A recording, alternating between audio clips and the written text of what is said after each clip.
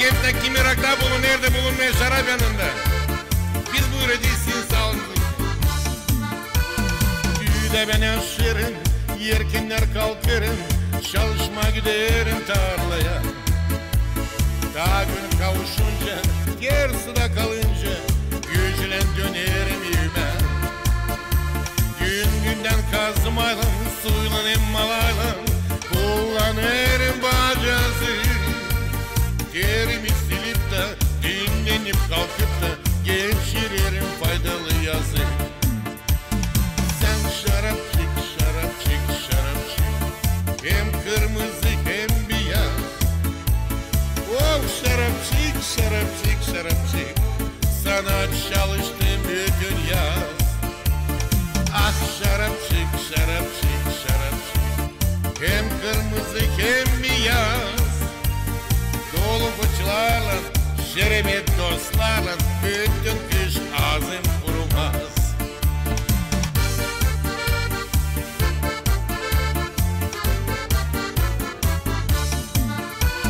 Çocuğa bakarım, kökünü yoklarım, şenmada bakırlar yapraklar.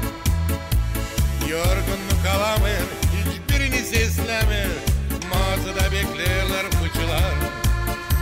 Bir şenlik gelen, şıralı genelen, torba yorerim sırtıma. Fıçılar dolarsa, tazide kalarsa, onlardan da yapacağım bozan.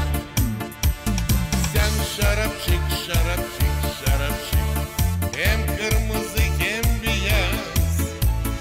Oh şarap çek, şarap çek, şarap çek, sana çalıştım bütün yaz.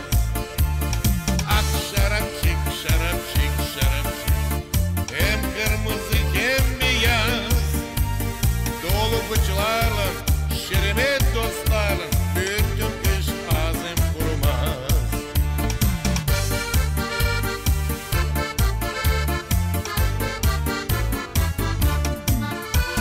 Kocan vazgeçsene, semtine büyütsene, gele bak bizim komşuya.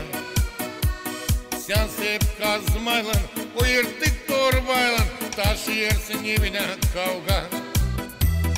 Marişaj kudurma, savaştan olma, niye fayda verir sana arpa? Bu sevinizle, kuvvetli tadınla, yapacak beni sana arka.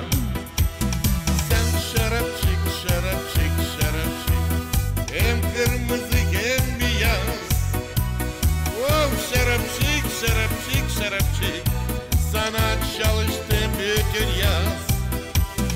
Ah şarap çek, şarap çek, şarap çek, hem kırmızı hem beyaz. Dolu fıçılarla, şerbet dostlarla, bütün kış ağzım kurumaz. Dolu fıçılarla, şerbet dostlarla, bütün kış ağzım kurumaz.